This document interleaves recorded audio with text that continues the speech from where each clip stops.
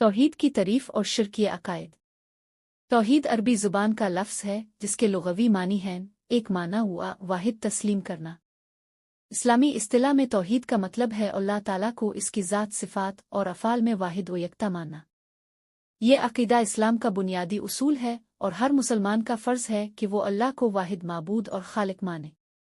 तौहीद की बुनियादी शराइत तौहीद उल रुबूबिया, अल्लाह को कायनात का खालिक मालिक और मुदब्बिर मानना।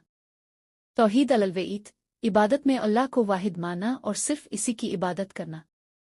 तौहीद उल-अस्मा वाल सिफ़ात, अल्लाह की सिफ़ात और नामों में इसे यकता माना, किसी मखलूक को इसकी सिफ़ात में शरीक न ठहराना। मुशरिक करार देने वाले अमाल शिर्क फ़ी उल रुबूबिया, ये मानना कि अल्लाह के अलावा कोई और भी कायनात का खालिक मुदब्बिर है।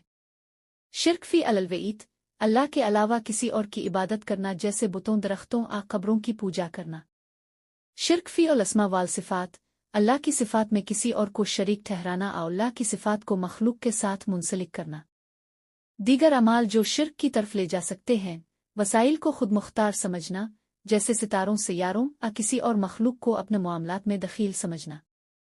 किस्मत तकदीर का एतकाद किसी और से जोड़ना, अल्लाह के अलावा किसी और को नफ़ा और नुकसान पहुँचाने वाला समझना। किसी मखलूक के लिए नज़र व नियाज करना, ये समझना कि मखलूक के ज़रिए दुआ नज़र कबूल होगी। इस्लाम में शिर्क को सबसे बड़ा गुनाह समझा गया है और कुरान और सन्त में इसकी सख्त मज़म्मत की गई है।